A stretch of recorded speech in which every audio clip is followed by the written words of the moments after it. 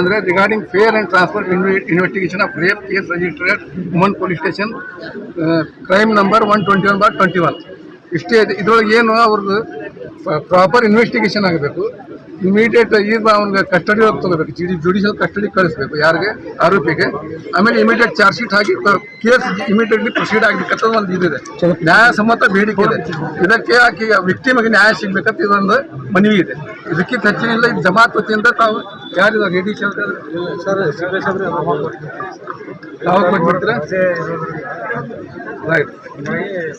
ನಾವೆಲ್ಲ ಕಡೆ ನಿಮಗೂ ತಪ್ಪಾಗೈತಿ, ಯಾರು ಇದು ಮಾಡಿಲ್ಲ, ನಿಮ್ಮ ಇಲಾಖೆಗೆ ತಿಳಿಸಿಲ್ಲ, ಅಂತದೇನು ಮಾಡಿಲ್ಲ ಸರ್. 2 दिन पहले एक नाबालिग बच्ची 9 साल की बच्ची का एक रेप पोस्को केस जो है गांधी चौक पुलिस स्टेशन में रजिस्टर हुआ है। उसके बाद में ट्रीटमेंट के लिए जो सिविल हॉस्पिटल बीजापुर का बहुत एक ऐतिहासिक हमारा हॉस्पिटल है, जहां पे 9 साल की बच्ची के साथ में जब रेप होता है और उससे ब्लीडिंग होती है, ये मैं नहीं कह रहा हूं, उनके दवाखाने के रिकॉर्ड के जरिए से मैं कह रहा हूं, जब ब्लीडिंग होती है तो किस तरीके का ट्रीटमेंट इस दवाखाने में दिया गया है।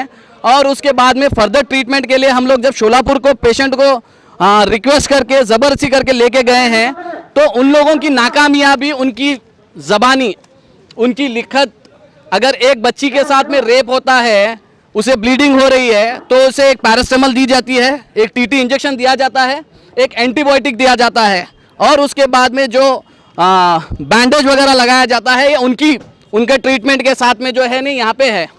उसके बाद में हम लोग जब देख रहे हैं बच्ची का कोई सेहत में कुछ इजाफा नहीं हो रहा, तो हम लोग जब रिक्वेस्ट कर रहे हैं डिस्ट्रिक्ट सर्जन को कि पेशेंट को फर्दर ट्रीटमेंट के लिए हम लोग दूसरे जगह लेकर जाएंगे, तो डिस्ट्रिक्ट सर्जन का एक जवाब है और उनके दवाखाने वालों का एक जवाब है कि जब तक पुलिस वाले उन्हें परमिशन नहीं देते तो वो पेशेंट को डिस्चार्ज नहीं करते।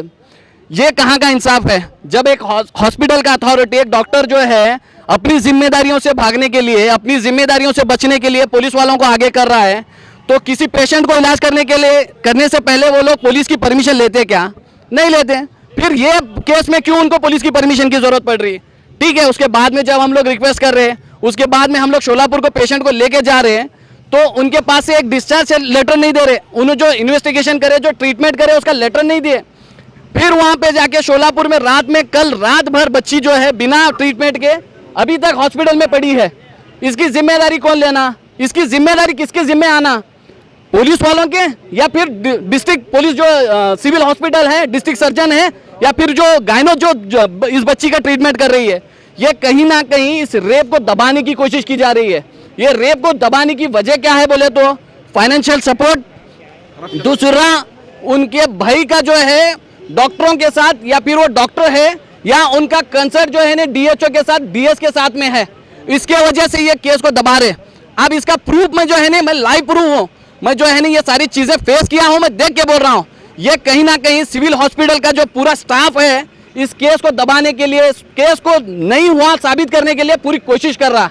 अगर आप लोगों के अंदर इंसानियत है तो आप कल शाम के 6 बजे से आज हमें डिस्चार्ज लेटर आज मिला है, अभी 3 बजे जो है ना हमने डिस्ट्रिक्ट हॉस्पिटल से डिस्चार्ज लेटर मिला है। और हम लोग आपसे अपील करना चाहते हैं, अगर आप लोगों को लग रहा इस बच्ची के साथ में कुछ नाइंसाफी हुई, तो इसके खिलाफ जिस तरीके से प्रोटेस्ट करना है वो प्रोटेस्ट करो।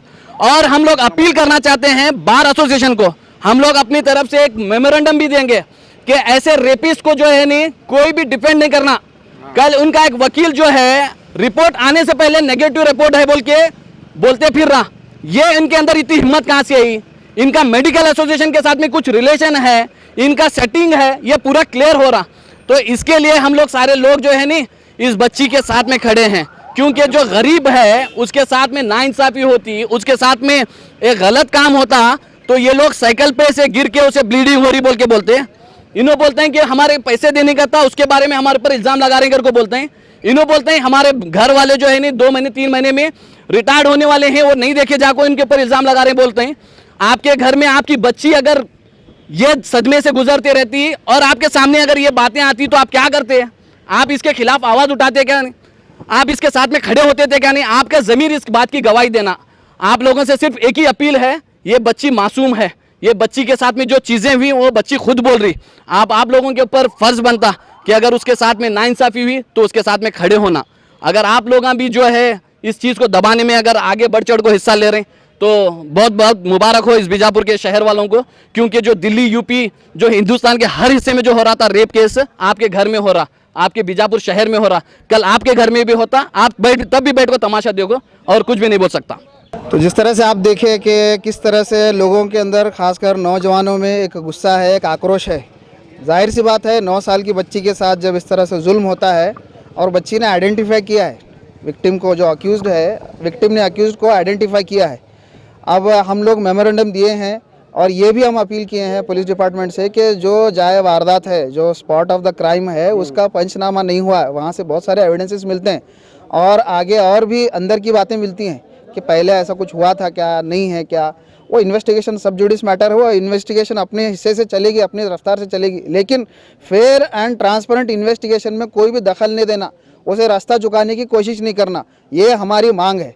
और कोई भी इसमें दखल अंदाजी कर को, प्रेशराइज कर को, अपनी उंगली कर को काम को ख़राब करने की कोशिश मत करो। मजलूम की बद्दुआ लगी तो पूरे के पूरे जड़ से ख़त्म हो जाते हैं। हमारे शहर का इस वक्त बहुत ख़राब हाल है और इसके साथ साथ मैं पूरे शहर के, बीजापुर शहर के होंगे, पूरे डिस्ट्रिक्ट के होंगे, तमाम माँ बाप से गुजारिश करना चाहता हूँ, अपने बच्चों पर नज़र रखो।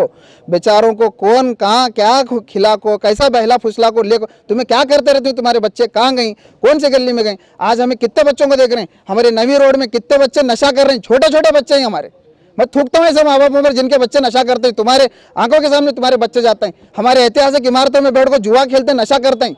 किनके बच्चे हैं वो, पकड़ पकड़ को तुम्हारे घर आंकला को छोड़ना क्या हमें।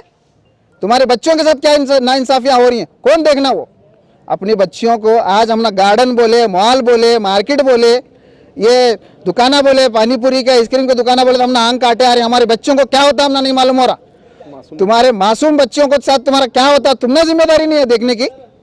तुम्हें नजर रखना अपने बच्चों पर। मैं विक्टिम के फैमिली को कुछ नहीं बोल रहा हूँ, सब लोग अपने बच्चों पर, क्योंकि हमारे बच्चे घरों से निकल रहे हैं, कहाँ जा रहे हैं, क्या कर रहे हैं, उनको कैसी संगत मिल रही और कौन इस तरह से बहला फुसला कर उनके साथ क्या कर रहा नहीं मालूम। चौकन्ना रहने की जरूरत है, अपने बच्चों की फिक्र करना। अल्लाह को क्या जवाब देने वाले हम लोग। इतना बात बोलकर मैं अपनी बात खत्म करता हूँ। आप सब लोग चौकन्ना रहिए और लास्ट में मैं फिर से गुजारिश करूंगा, फिर से अपील करूंगा, हक की आवाज़ सब लोग उठाना और फेयर एंड ट्रांसपेरेंट इन्वेस्टिगेशन होना चाहिए, बच्चे को इंसाफ मिलना चाहिए और उसमें कौन भी दखल मत डालो। बद्दुआ लगेंगे तो तुम सब खत्म हो जाएंगे। मेरा नाम डॉक्टर यूसुफ चौधरी है, मैं डेंटिस्ट हूँ, मैं सोशल एक्टिविस्ट हूँ। अस्सलाम वालेकुम। मैं जो है सिर्फ कोर्ट से और गवर्नमेंट से इस बात को अपील करता हूँ कि ये जो एक्यूज़ है इसे एक ऐसी सज़ा देकर एक ऐसी मिसाल कायम करें जो आने वाले दिनों में जो भी ये करने की कोशिश करे उसे एक मिसाल के तौर पर याद करके वो गुनाह से बचे। बस इतना करना चाहता हूँ। मेरा नाम इमरान खादिम। सब्सक्राइब कीजिए हमारे चैनल को और बेल आइकन को दबाइए हमारे लेटेस्ट वीडियो सबसे पहले देखने के लिए।